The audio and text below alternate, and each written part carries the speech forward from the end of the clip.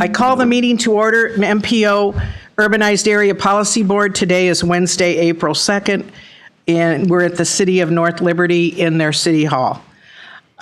So we recognize alternates now. I don't think we... Yeah, I'm not aware of any alternates. I don't think we have any. And we have a quorum, correct? Yes, ma'am. Consider approval of meeting minutes. They were circulated. Are there any additions or corrections? Is there a motion to approve? Okay, motion, second? Second. All in favor, say aye. Aye. Anyone opposed? Motion carries unanimously. Okay, Kent, you want to set the next board meeting? Yeah, we're tentatively looking at May 21st because we've got some federal requirements we've got to meet. As per usual, I've not determined the location yet, but we will send out our typical save the date about a month in advance.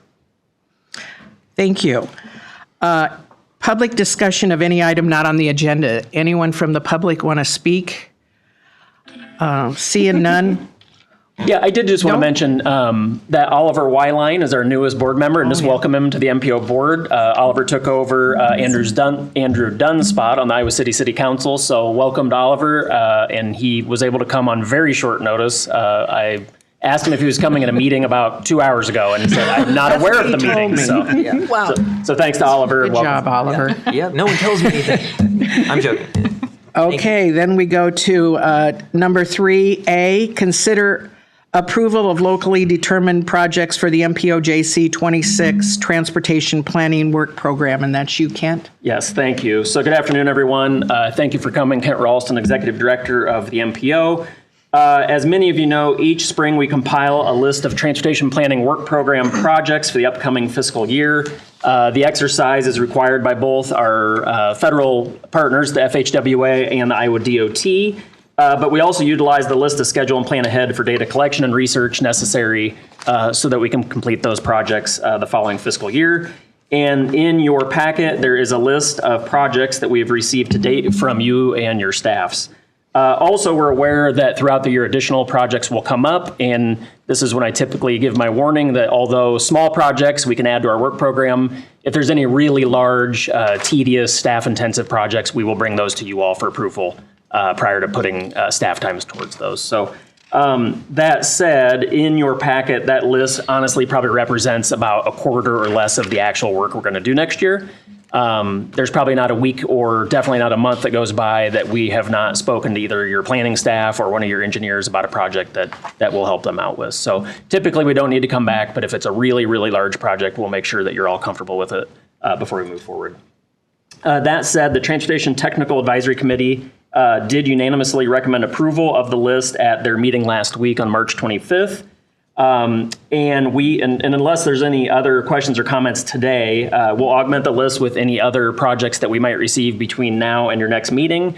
And then we'll bring the entire draft transportation work program to you all for approval at your next meeting. So today, just looking for a motion to proceed with the draft list of projects. Move approval? Second. Okay, motion and second. Any discussion?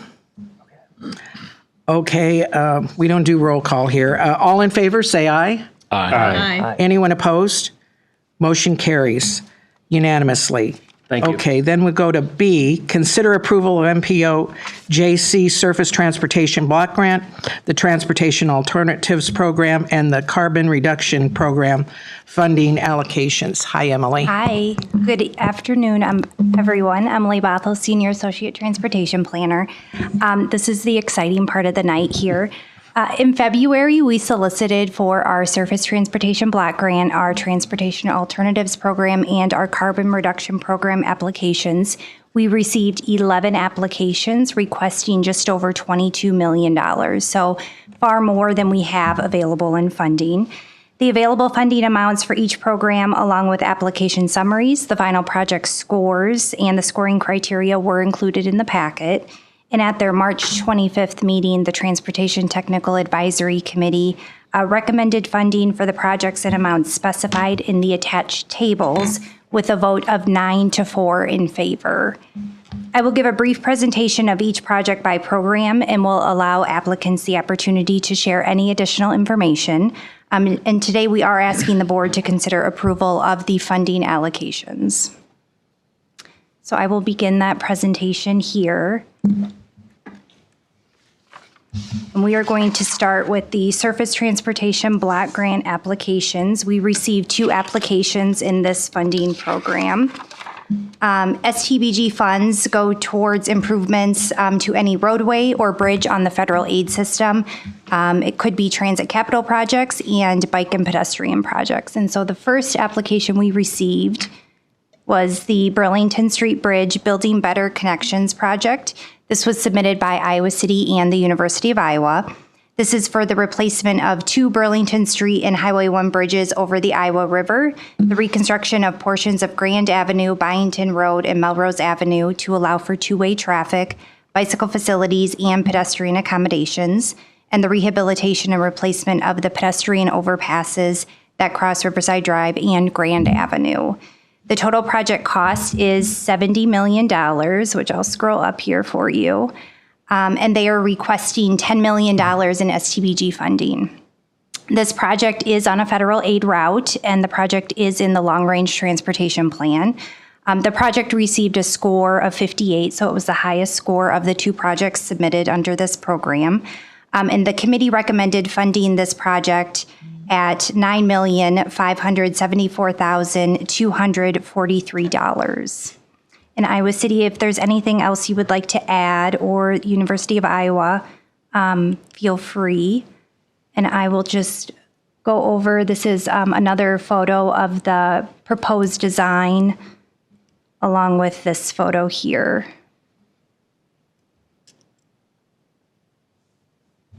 And if not, I will move on to the next project. The next project is the Forever Green Road Extension Phase 2, and this is a joint project between North Liberty and Coralville, and it is the section in green there. This project would construct Forever Green Road Extension Phase 2 from the western limits of the eastern section of future Forever Green Road Extension, Phase 1 to Naples Avenue. The intersection of Forever Green Road and Naples Avenue is planned as a roundabout, and the newly constructed urban section would include 2 vehicle travel lanes, a 10-foot wide off-street multi-use trail on the north side, and a storm system. The total project cost, I'll scroll down here, is $6,795,000. They're requesting $2,264,000 in STBG funding. This project is not on our federal aid route system because the road does not exist today. But this project is in our long-range transportation plan. It received a score of 19 points. The TAC recommended funding this project at $38,084. And I'll pan over North Liberty or Coralville. If there's anything else you would like to add. This roundabout here is the roundabout that exists at 12th Avenue and Forever Green Road.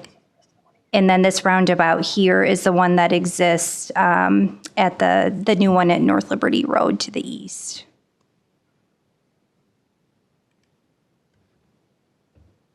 What would the recommended amount, the 800,000, et cetera, what would that actually go towards if the road doesn't exist right now? Would it be to help build out the trail? Yeah, it could go to any portion any of the project, okay. yes. Yep.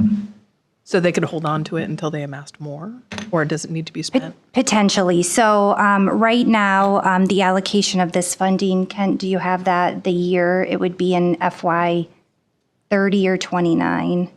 I'm sorry, which project is this? This is Forever Green Road Extension Phase 2. This one would be in fiscal year 29. Okay. Federal So fiscal, so it'd be available sitting October there. 1st of 28. Okay. So there is time to gather more grant funding. Got it. Yeah. That was kind of where I was. Yeah. Yes. Not necessarily ours. Right. So from the time the funding is programmed, so let's say this gets approved and is programmed in federal fiscal 29.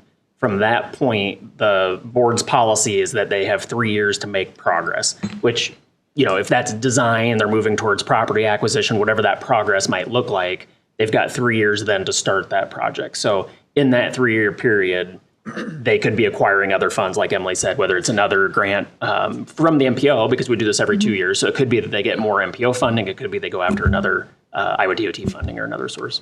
Okay, thank you. It's a good question. Okay, with that, I will move to the Transportation Alternatives Program applications. We received 4 applications under this program. Transportation Alternatives Program funds enhancement activities that have a direct relationship to surface transportation facilities, including facilities for bicycles and pedestrians. So the first project is the North Dodge Street Improvements Project pedestrian facilities. This was submitted by Iowa City and the Iowa Department of Transportation. This project will include sidewalk, curb ramp, and crosswalk improvements within the Dodge Street corridor from Burlington Street to Governor Street. The total project cost is $707,600.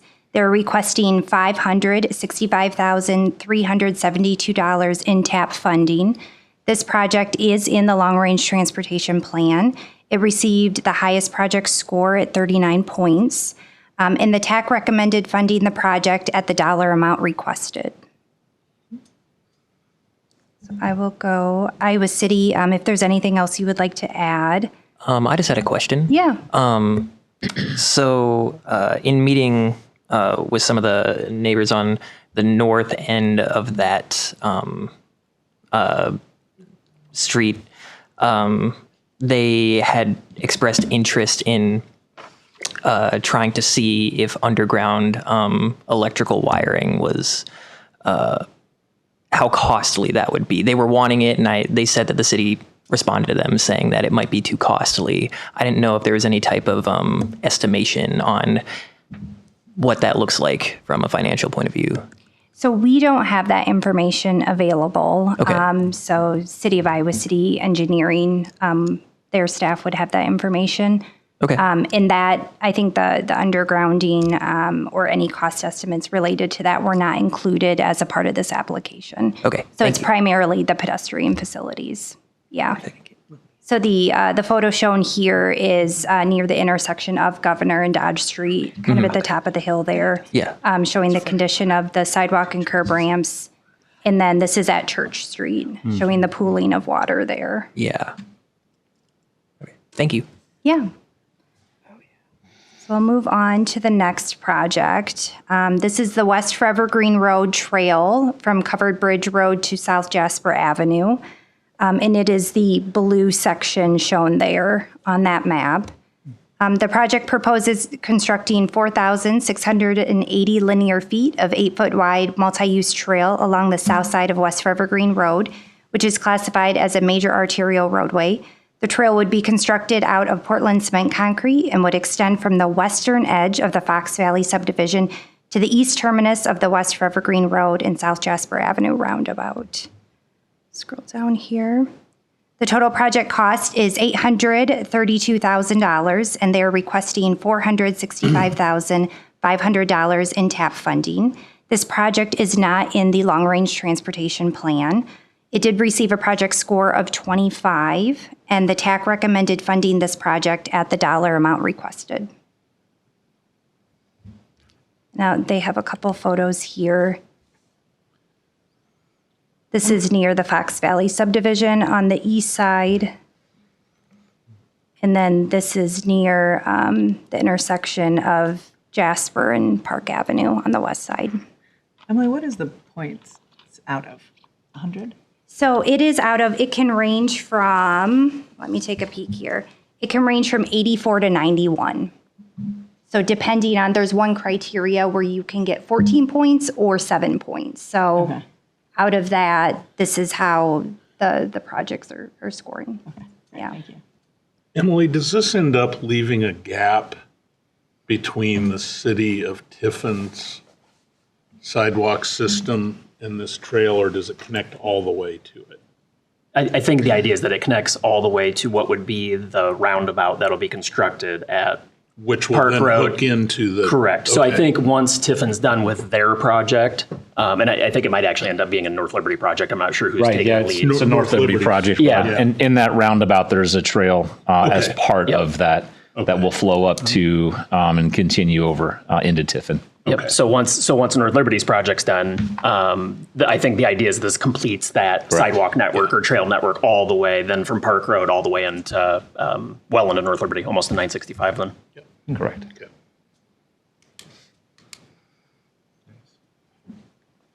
Okay, I will move on to the Iowa River Trail Connection Project. This was submitted by the City of Coralville. This project will construct a 0.45 mile long section of 12-foot wide concrete trail from the First Avenue Trail, stretching along the north side of the Iowa River Landing and connecting to the Iowa River Trail by the Iowa River. Total project cost is $575,000, and they're requesting $347,750 in TAP funding. This project is not in the long-range transportation plan, and it received a project score of 25. TAC recommended funding this project at the dollar amount requested.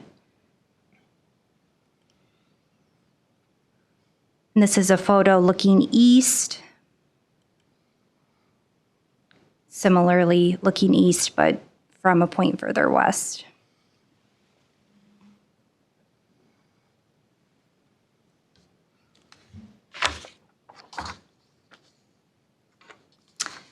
The fourth project is the North Ridge Trail Reconstruction Project submitted by the City of Coralville.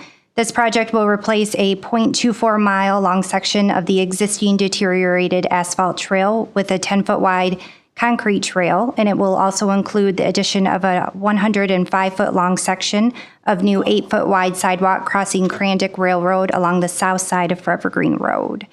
Total project cost is $385,000, and they are requesting $303,620 in TAP funding. This project is in the long-range transportation plan, and it received a project score of 20. TAC recommended funding the project at the dollar amount requested. Emily, can you speak to the significance of whether a project is in the long-range transportation plan or not? Yes, I was going to wait till the end, but I can answer it now. So for projects that receive any funding, they must be included in our long-range transportation plan. So any allocation of funding tonight needs to be contingent on any projects being in the plan. So if a project is not in the plan right now, we will have to work through that process and get it in the plan before that project is then programmed in July.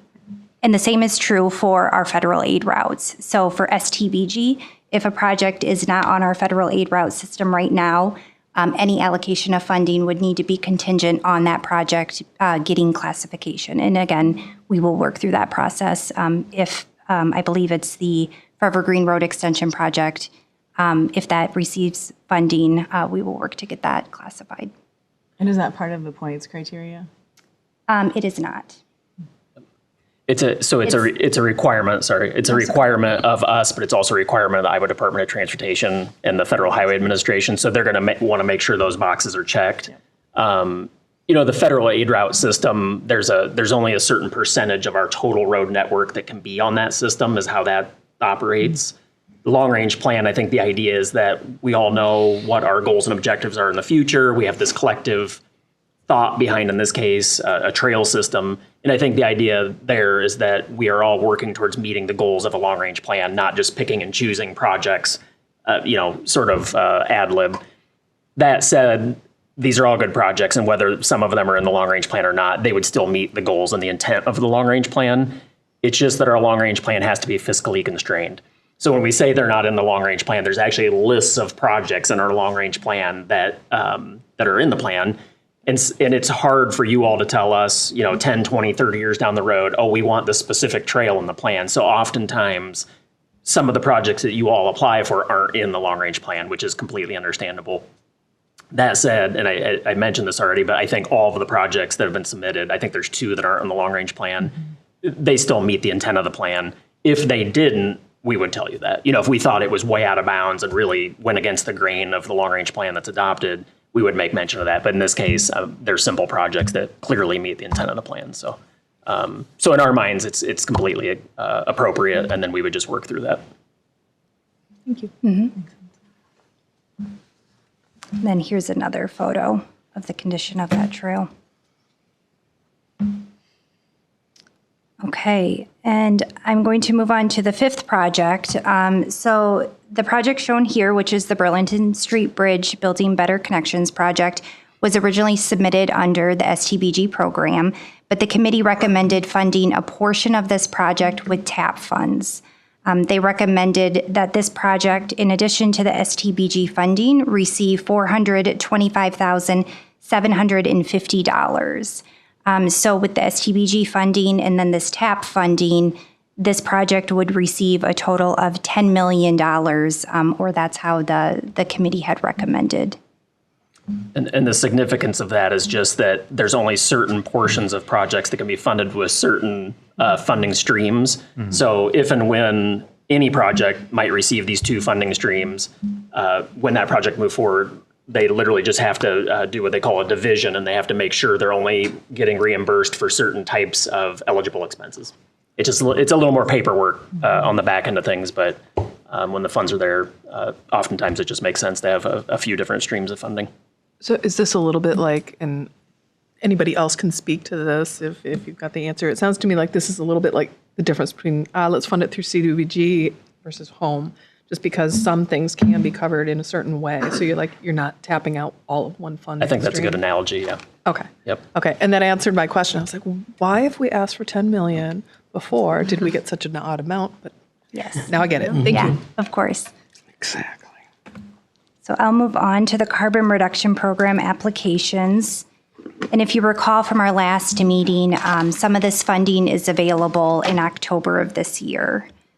So the purpose of the carbon reduction program is to reduce transportation emissions. CRP funding may be used on a wide range of projects, such as public transportation, traffic monitoring, and bike and pedestrian facilities. And we're referring to it as TAP Plus. So anything that can be reimbursed under the TAP program can also be reimbursed under here, plus a few additional things. So the first project shown here is the Melrose Avenue Complete Streets project. This was submitted by the City of University Heights. This is to modify the existing Melrose Avenue corridor from Sunset Street to the east city limits to create a complete street facility that extends on-street bike lanes from Iowa City. It realigns the north and south legs of the intersection with Kozer and Gulfview Avenue to improve safety in the area. It improves crosswalks, adds additional roadway and pedestrian lighting, installs new traffic signals and pedestrian buttons to current design standards. The total project cost is $3,345,000, and they're requesting $1,175,000 in CRP funding. This project is in the long-range transportation plan. It received a project score of 39, and the TAC recommended funding this project at $750,000. And I don't have any additional photos for this project. I guess I would maybe put the mayor on the spot. Same question as Megan Alter had earlier of how much could be accomplished with $750,000, given the ask was $1.7 million. How much are we going to accomplish? Of the project, since the amount requested was $1.7 million and the proposed I award see. is $750,000. What would that? Do you know how that would impact? Well, What could be? this is kind of an example of we've already received $730,000. Okay. And that one line, it says 730 for previous funding. Oh, okay. And then this part of the project, as Ken explained, fits exactly the carbon reduction program of the pedestrian and the bicycle lanes and all of that. So this fits in beautifully for that. And this has been a long time coming, like maybe we've needed this for 30, 40 years. I do to ride my line bike up through with there a lot, Iowa so City bike I feel lanes. that. And RTBC's been telling me we got to get bike lanes and things. And so we're very excited about this project. Okay. Thank you. Does that help? It does. And I was misreading it. It's 1.175 million was the Oh, yeah. requested. It was. Okay. Thank you. The second project is the Dubuque Street Improvements Phase 3 project. This project was submitted by North Liberty, and many of you may have taken Dubuque Street on your way in today. The project would reconstruct Dubuque Street within the city of North Liberty from just south of the East Cherry Street intersection, which is Dubuque Street Phase 1 limits, to just south of the East Zeller Street intersection, the future Dubuque Street Phase 2 limits. Existing conditions include a 2-lane asphalt roadway in varying condition with minimal gravel shoulders and open ditches. The reconstructed urban section would include 2 vehicle travel lanes, a new roundabout at a busy intersection, a storm sewer system, and relocating overhead utilities underground. The project will also reconstruct the existing 4-foot wide sidewalks to 5 feet wide within the project area, which will include ADA compliant curb ramps, and the existing 10-foot wide multi-use trail on the east side would remain. The total project cost is $4,495,000, and they're requesting $1,765,000 in CRP funding. This project is in the long-range transportation plan, and it received a project score of 34. TAC recommended funding this project at $1,715,000. And there are a couple more photos here.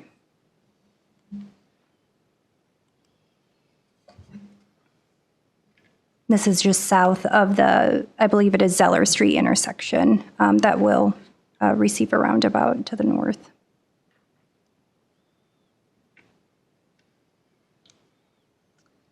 Project number 3 is the Iowa River Trail West Bank project submitted by Iowa City. This is for the construction of a 10-foot wide trail and wide sidewalk along the west bank of the Iowa River and Riverside Drive, Old Highway 218. The total project cost is $4,250,000, and they are requesting $2,876,400 in CRP funding. This project is in the long-range transportation plan, and it received a project score of 28. The Transportation Technical Committee did not recommend any funding for this project. I believe I have a couple photos here. This is from Gilbert Street looking south. Emily, can you explain why they didn't recommend any funding? Was it in terms of criteria in their score? So my recollection is that the city said that this wasn't a priority and they wanted to put more of their weight towards the Burlington Street Bridge project. So I think it was sort of a, at the technical level, it's a little more workshoppy, right? Because we're working out all these details. And I remember as part of that conversation, the city engineer, Jason Hovel, said, if we're up against sort of a funding wall here to make it equitable for all the different communities, he said this would be a less priority. So I think in terms of where Iowa City wanted their money to go, they just decided it should go towards Burlington Street instead. Nice, thank you.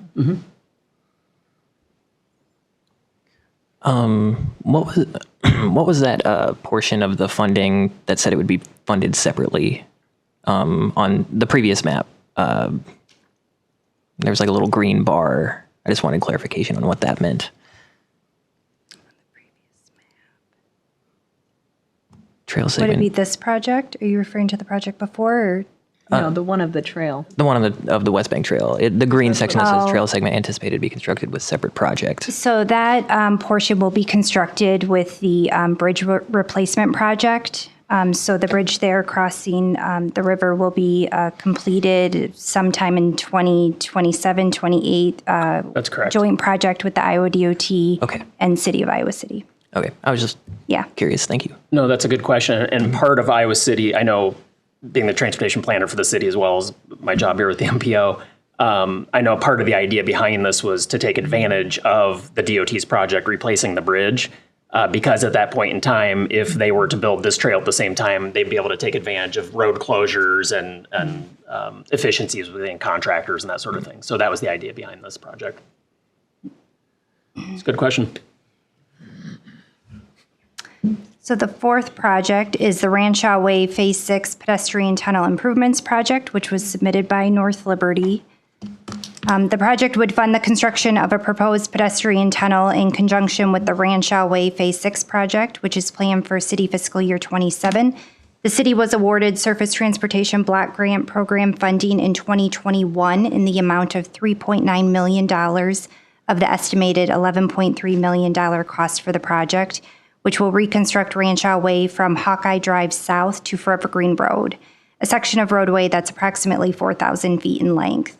Existing conditions include a mostly 2-vehicle travel lane roadway in varying condition with gravel shoulders and open ditches.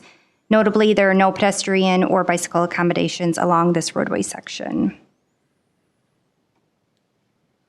Total project cost is $2,470,000, and they're requesting $877,000 in CRP funding. The project is in the long-range transportation plan. It received a project score of 19, and the TAC did not recommend any funding for this project.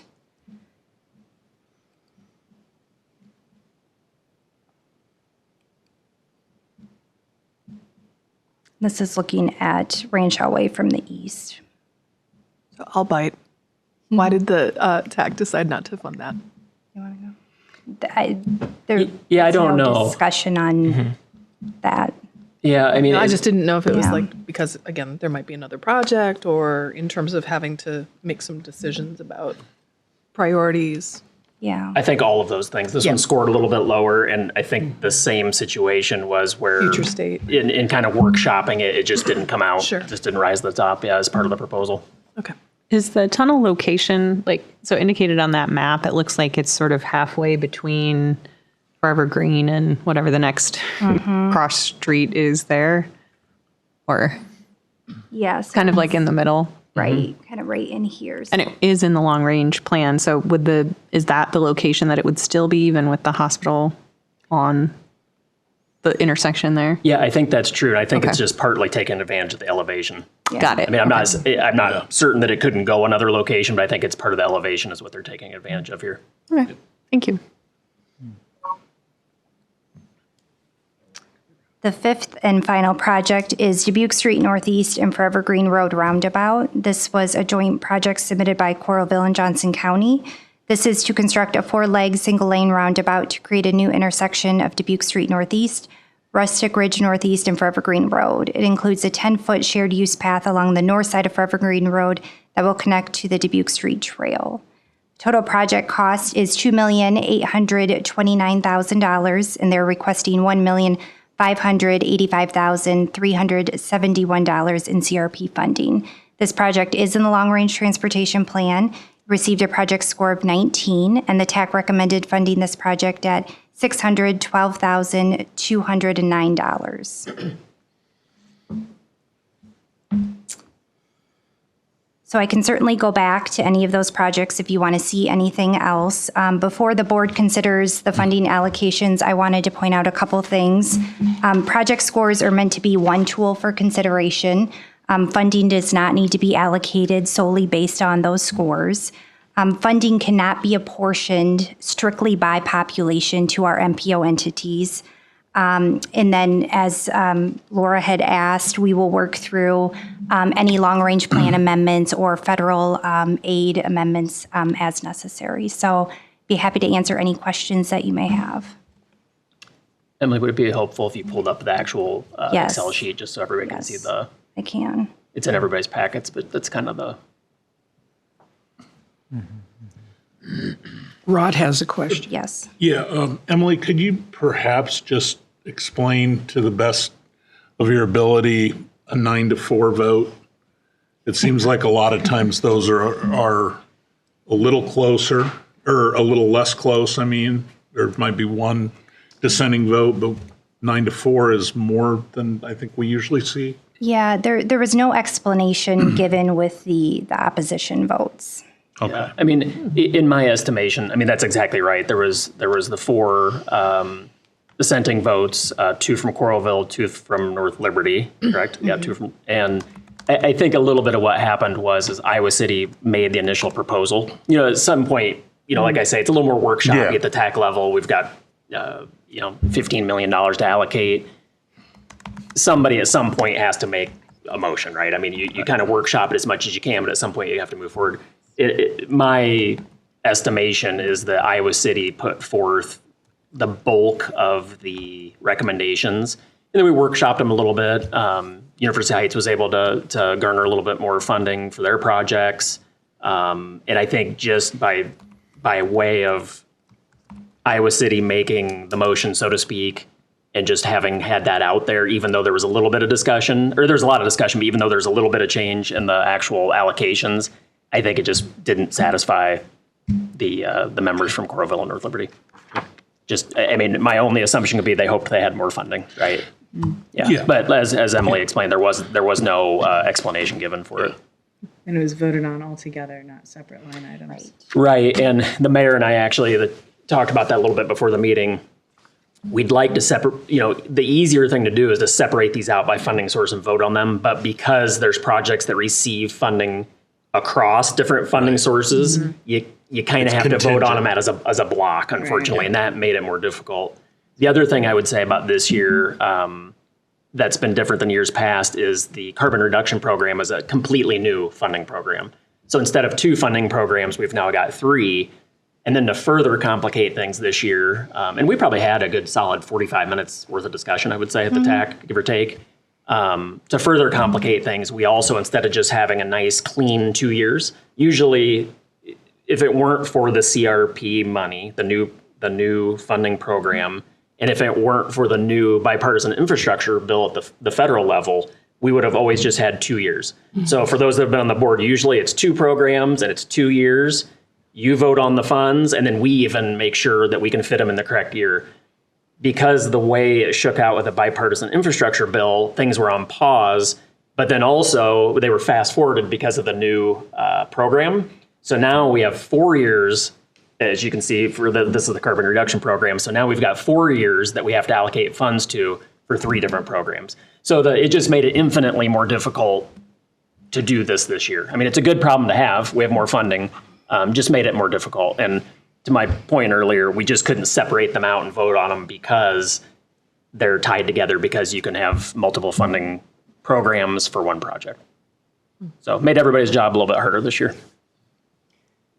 And just out of curiosity, because we love to talk about this, how confident are you about the carbon reduction plan dollars? So far so good. How confident am I? I'm lukewarm, but and if there was any program that would go away, it would probably be the one called the carbon reduction program. But so far so good. And our federal partners have told us just to proceed. I've actually asked, and they said just proceed as normal, and we'll hope it's there. So it seems to me that the mayor and I were talking before the meeting, and as of a couple months ago, it was just rapid fire changes in my office like it was for all of you, I'm sure. That seems to have calmed down. So hopefully things are just going to be left alone, and all the funding will be there. That said, these are all 80-20 matches. So the difficulty for your administrations, or if you're administrators, is making sure that 20% match is in the year, which is hard to do. But then if the funding gets pulled, you've already got local funds allocated where you may not need them. So that poses a little bit of a budgeting issue as well. So I'm sure you feel that in a million other ways with your budgets, but that's also a kind of a nuance here that we've not had to deal with before. Excuse the newbie question that this probably is going to be, but what timeline are these funds on? Is it like a yearly allocation? Is it like every 10 years? Like, I just don't know. So we get funding allocated to us every year, but at one point in time, it was the decision of the committee and the board to allocate funding every 2 years, thereby allowing projects to receive larger funding amounts at one time. So then we're not going through the process every other year and allocating smaller portions of funding. So if there's something that is a larger project that will require more money than 1 year could give us, then we would elect to wait. Is that what you're saying? Yes, and that's what we've done, and we continue to do. So we typically allocate every 2 years as compared to every year. Not to say that we couldn't go back to a yearly allocation. Okay, thank you. Yeah. Projects also often go across years, which makes it hard. Yeah, and V, to your point, some of these funds, so again, because we've got more funding years, so some of this funding is available much sooner than it is in years past. Usually we're out basically 4 years, 3 or 4 years. Some of this funding is available today because we've been waiting on it and because it's new funds. So my advice or recommendation would be that if you are allocated funds, try and get that project done as soon as you can, right? Oftentimes, because you're all trying to get your 20% match together, and because you have other pressures, of course, projects get pushed back, which is okay. For us, we can push those projects back, and the funding's still there. In today's world, I would say the sooner we get projects done, the better. And the other part of that is, because of inflation and the price of projects, which you all know about, they're just skyrocketing. So the sooner a project can get done, the lower the overall project cost will be, and then hopefully the funds will be there and not get taken away. So at this point, as Emily stated, there's a TAC recommendation. We're happy to go through any of the projects as much as you would like, answer questions, similar to years past. The good thing about this agenda item is it's all, we've got $15 million to allocate, so it's a good problem to have if there's disagreement.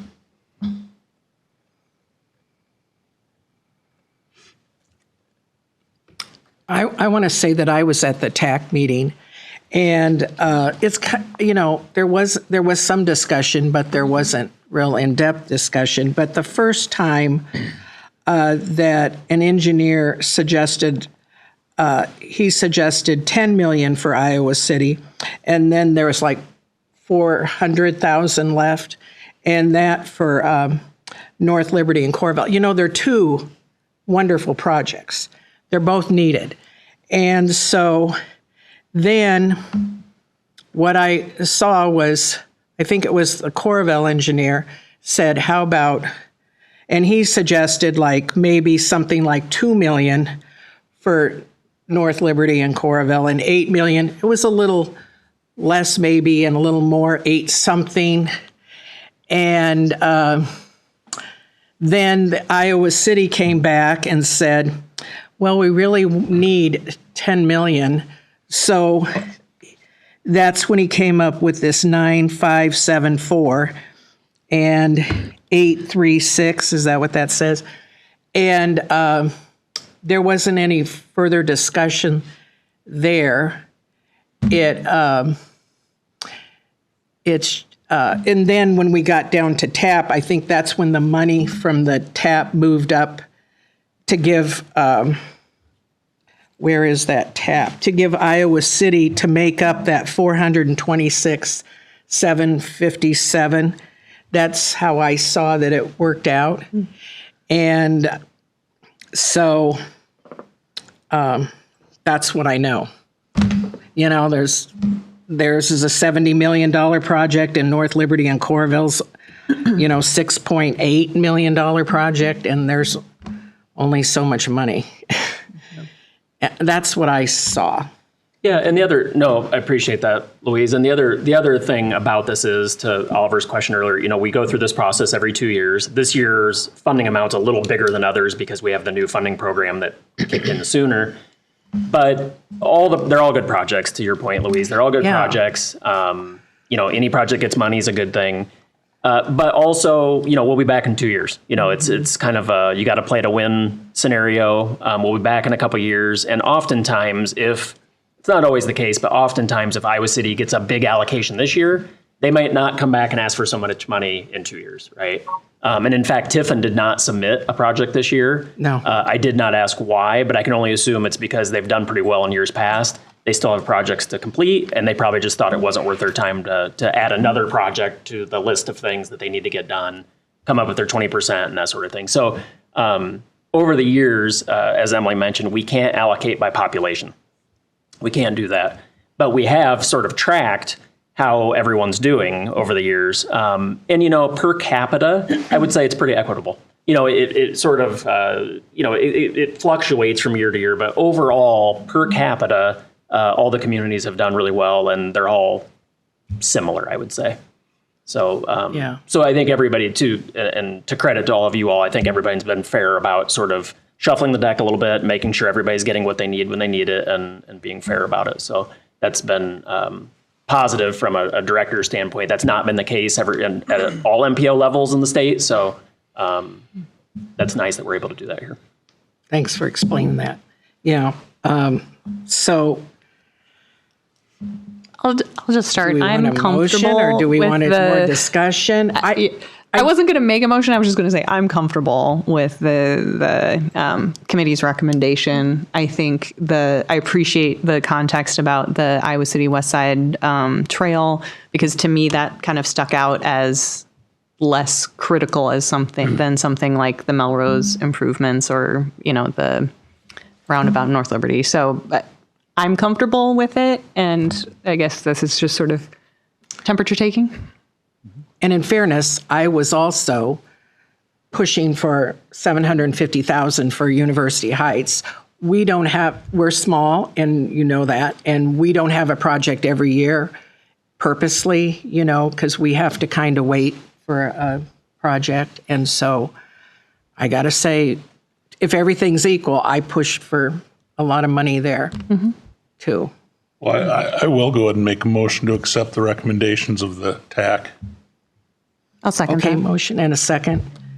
Okay, is everyone ready for a vote? Okay, all in favor, say aye. Aye. Anyone opposed? Okay, motion carries unanimously. Thank you. Thank you. Thank you. Okay. Emily, are you next again? Or it's Hannah, isn't it? Hannah, so we move to C, consider approval of the MPOJC Title VI program.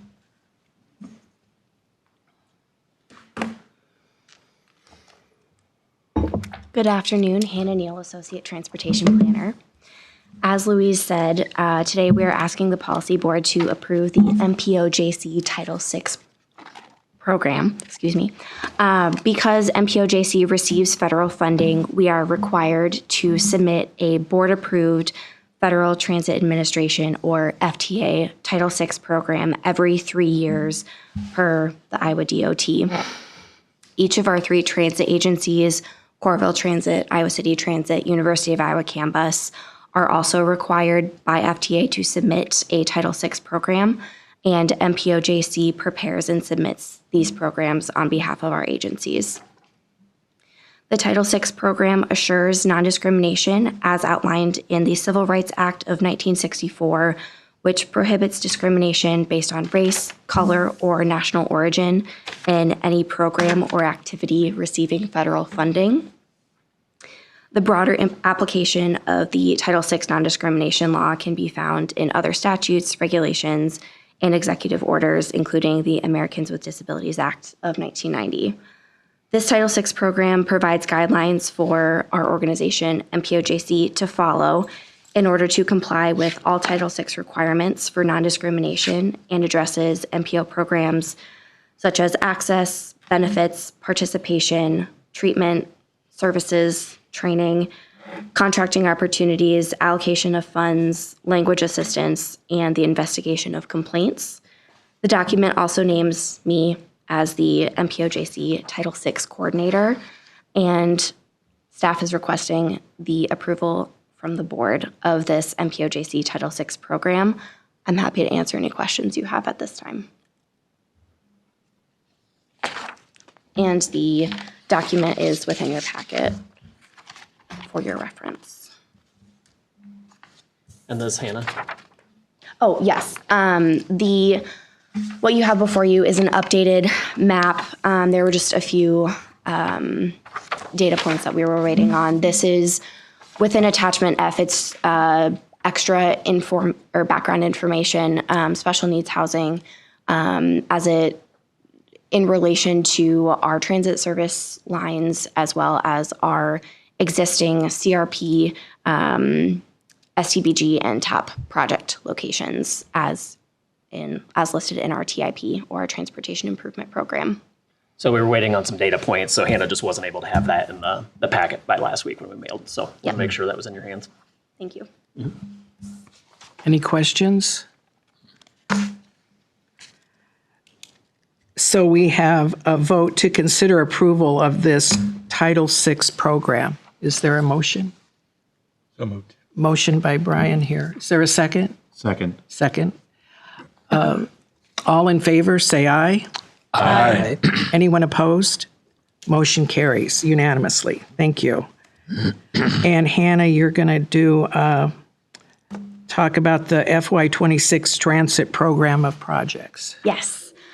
This is just an informational update. We're not asking you to make a motion or approve anything at this time. Coralville Transit, Iowa City Transit, and University of Iowa CAMBUS are programming projects for FTA funds in FY26.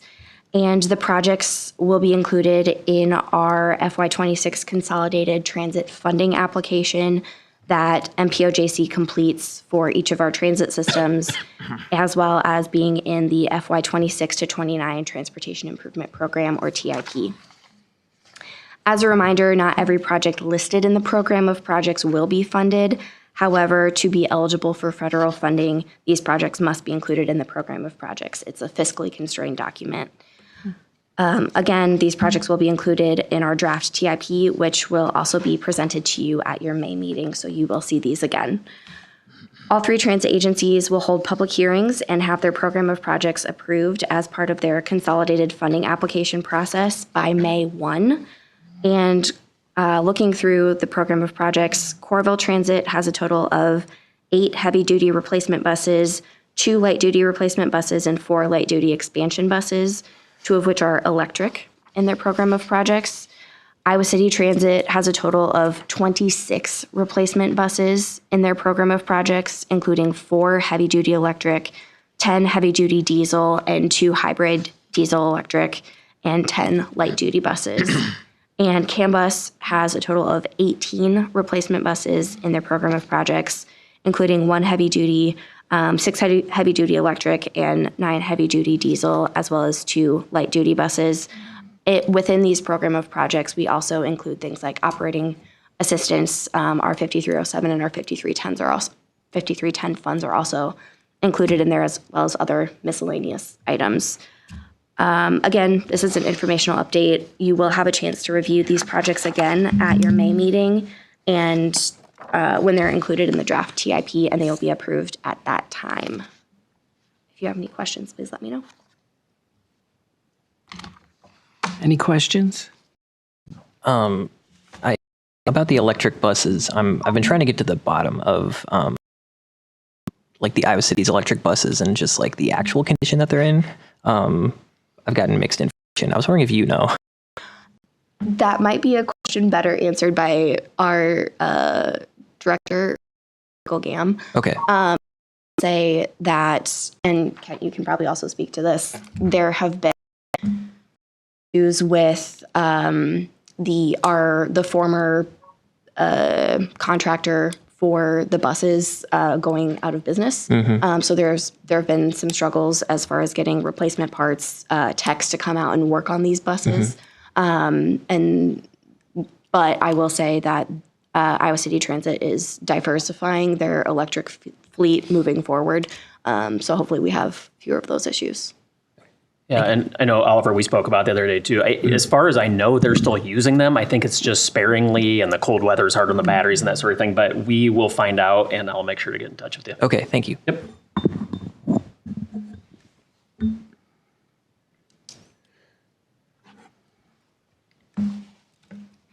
All right, thank you very much. Thanks, Sam. Thank you. We'll go to update on the MPOJC Long Range Transportation Plan revision process. Hi, Madeline. Hello, Madeline Stone, Associate Transportation Planner.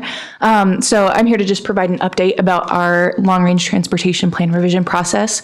So per federal requirements, MPOs must update their Long Range Transportation Plans every 5 years in order to receive federal funding under the Infrastructure Investment and Jobs Act.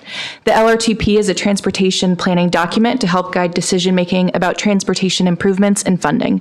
The LRTP is a compilation of plans that encompass all modes of transportation for the Iowa City urbanized area. The last LRTP was approved in May of 2022, and in order to present the final plan to this board by May of 2027, we will begin the revision process this summer. During the revision process, staff will reach out to communities for data and capital transportation infrastructure needs and projects for the years 2027 through 2055 to be considered for inclusion in the plan. There will be plenty of opportunities for public engagement, and staff will be providing updates to this board throughout the process. I know we kind of talked about it a little bit with the program applications and everything, but if you're interested in learning more about the LRTP, the current plan is on our website. So if you have any questions, let me know. Yeah, so this is a big lift for us. This takes, as Madeline said, about 18 months or so. We've always done this in-house rather than hire consultants to do this. We've always just felt that we have a as good or better of understanding of our system than anyone. So you'll all be getting a lot of touch points from us here in the next 18 months to 2 years, basically, where we'll be asking you to approve language and review documents. We'll also, of course, be working with all your staffs to get the information we need. So it's a big lift for us, but it's also kind of fun for us since this is planning is what we do, and we're a group of planners. So. Yes, it seems like those 5 years go fast because of the two. It's like every 3 months. Seems like they every go 3 years. very fast. Yeah. I'm counting how many more long-range plans I have in my career. Hey. Which is a long-range you. plan. Yeah, that's right. Okay, thanks, Madeline. Update on metro area bicycle and pedestrian collision data, and that's Sarah. Hi, Sarah. Hi, Sarah Walls, Associate Transportation Planner with the MPO. Yes, ensuring the safety and comfort of bicyclist and pedestrian is a key priority for the MPO and its member communities. The collision data that this is all based on comes from the Iowa DOT's crash analysis tool. As far as numbers go, pedestrian and bicycle collisions make up a very small proportion of all collisions, but they disproportionately are represented in the severe and fatal category. So that's why we want to pay extra attention to them. I should also say that both pedestrian and bicycle collisions are probably underreported. I mean, motor vehicle collisions are reported because there's damage to a vehicle, but I would guess unless a bike is severely damaged or a person is injured, that we're probably not hearing about it. So I should also mention that in the second paragraph, that final sentence is incomplete, that collisions that take place on I-80, 380, and on 218, those are not included in here because those are not facilities that are intended, that are restricted from bicycle and pedestrian usage. So we don't include those numbers. And those tend to be, we don't see bicycle collisions on the interstate or 218, but we do see what is categorized as pedestrian, and a pedestrian is really anyone who's not in a vehicle. So often, think about when somebody's car breaks down and they're on the side of the road, that would be a pedestrian, and fatalities and serious collisions do occur there, but are not included in this report. Sarah, where are you gathering information, the data for collision? So that's from the Iowa DOT's crash analysis tool. So it's not like reported from like hospitals or something to you about? No. So what'll happen is that police and other law enforcement, when they respond, they file those reports right away. And it's pretty incredible how quickly they wind up with the DOT. A few of them are held out for investigation, but they appear pretty quickly in there. And we're checking those all the time, I should say. So. But also to your question, if, for instance, I am in a bicycle accident on my own and I don't get hurt, or even if I do get hurt and don't call the police, those aren't reported. So and for that matter, there are probably bicycle and vehicle collisions that don't get reported. Yep. Bicyclist gets up, dusts themselves off, said, yeah, I'm okay, I'm busy, I'm going to go about my day, and then that would not be reported. Yep. Thank you. So with regard to the bicycle collisions, starting with those, we did see numbers declining sort of 2015, 2016 through 2023, but then the numbers started to pick up dramatically this last year, and that was unfortunate to see. And what we're seeing too in those numbers, so you can see those in the chart, we not only saw the numbers jump a great deal, 60%, but also the number that were serious and fatal. So that's an area to be concerned with, as we're seeing more collisions, but also more that result in serious and fatal injury. I should say fatality, last year we didn't have any serious or fatal bicycle collisions anywhere in the metro. We did this year. And so we have no way of knowing at this point whether that's a trend or whether this is an anomaly. We hope it's an anomaly.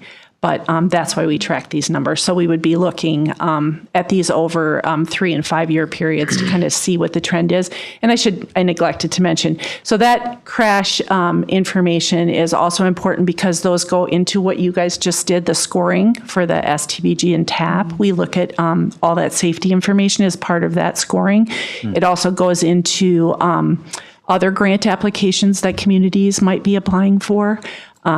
It goes into our long-range transportation plan as a performance measure, and we're in the process now of finalizing plans for our Safe Streets and Roads for All, our safety action plan that we got a federal grant for, and so we'll be using those numbers in that as well. And then in the pedestrian collision category, we see those numbers going up as well. And not only, again, the numbers going up, but the percentage that are serious or fatal injury. So again, we have no way of knowing if this is a long-term trend or an anomaly, but we want to keep an eye on those. And we try to check into we're able to, for Iowa City, do more checking than we are for other communities, but hopefully within your communities, when those collisions occur, your engineers, I would assume, are looking at those situations wherever there's a serious injury or fatality to see what the cause is. Sarah, I understand that you don't know if this is an anomaly or a trend, but was there an increase between 2023 and 2024 in other places in the country that you know of? Like, is this? I think in general, after COVID, there was a jump. But then my recollection is the national data saw sort of a plateau and an easing off. But I would also say that with all of our communities, like we're seeing more trail extensions, more facilities, more places to bike and walk. And as more people bike and walk, there's more opportunity for collisions. So not to say that that's not a good thing. That's not a good thing, but it does come with the with the territory of more people walking and biking, and we can see that from usually most of these collisions, and they continue to be in Iowa City, close to the university campus. Obviously, we have lots and lots of people out biking and walking and driving in those areas. So lots of opportunities for conflict, but the numbers that are underneath there show you that they're starting to pop up in other areas of the community too. So North Liberty and Coralville both had some serious collisions. And it looks like we're looking mostly at raw numbers, not like a adjusted per capita. I think so. If we were looking at motor vehicle collisions, because we are more aware of what the average daily traffic is or trips on a road, we can balance those out as a rate. We don't have counts for how many pedestrians and bikes are on every street in all the different communities, so we can't. It's harder to look at that as a rate per person walking in this area. What that rate is. I was just thinking overall population increase, but I hear what you're saying. Yeah. Okay. Rod has a question. Sarah, I have a question. Sure. This is just, this might be really odd, but, and I don't know if this impacts data, but I was looking into this a while ago, and I don't know why this is, but a bicyclist can legally operate on the sidewalk. Correct. Although we, usually try to make accommodations in the roadway, they can. For sure.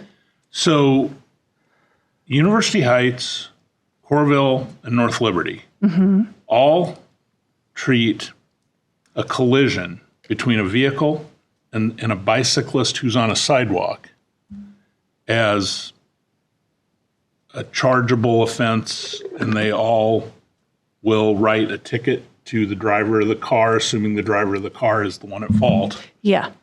They'll do that. Iowa City will not.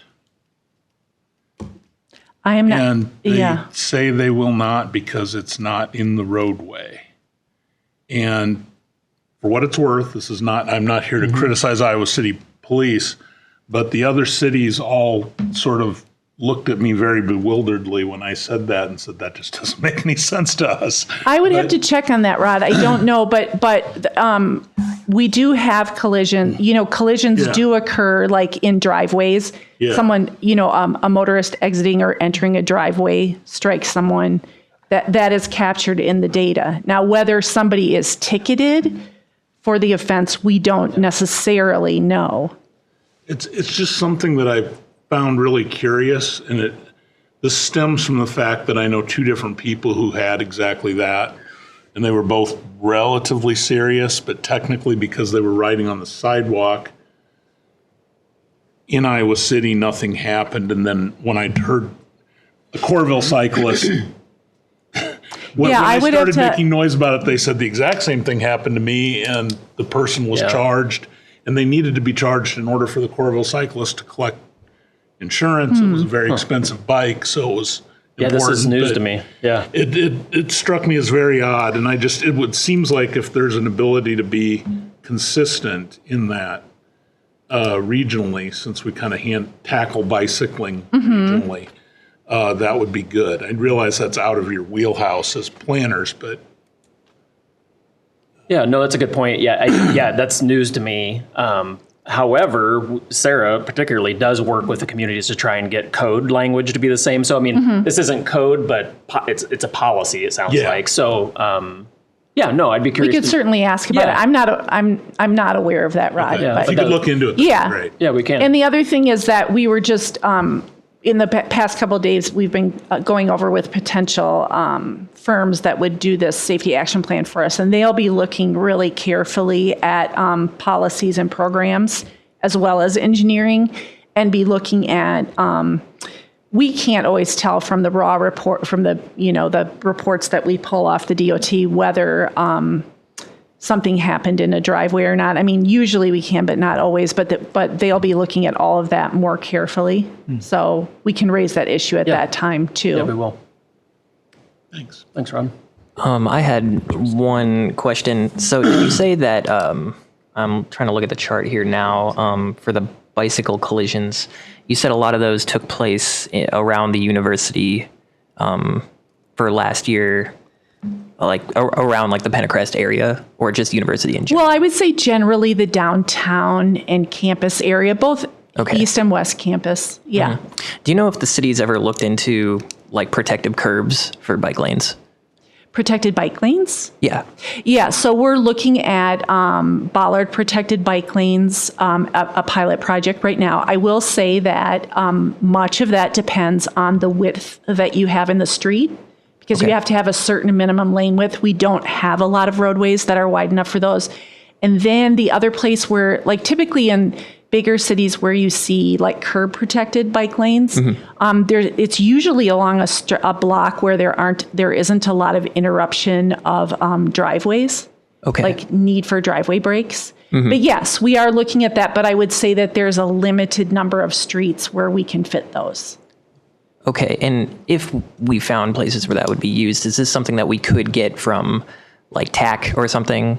So yeah, you could apply for a TAP project. Yes, you could. Yeah, those would be the kind of projects. So the city would have to put forward that. Now, whether they would want to, just so that you know, like the TAP funding, it's not like if somebody doesn't get TAP funding, a project won't take place. And a lot of projects take place without TAP or STB funding. But yes, it would be eligible for sure. Okay. Yeah, I'm thinking about particularly the area by Old Capitol Mall by the university where there's that bike lane. And there's always just cars parked there with their hazards on because, I mean, it's people just doing their job. They're trying to so that's probably an area where we would not have a protected bike lane. Yeah, and it's because there's people parking there. Like there's parking spots. Yes. Okay. Well, and I'm not sure that the roadway width is wide enough there either. I'm not certain of that, but I'm not sure that it is. But yes, and because it's the downtown, there's the need for parking. But we could probably have that discussion just in Iowa City. Sure. Yeah, I mean, for sure. I just see people, bikers rear end those cars all the time. And So because this is not an area that we have a lot of experience with in the metro area, we don't have any bollard protected bike lanes or fully concrete protected bike lanes that I'm aware of.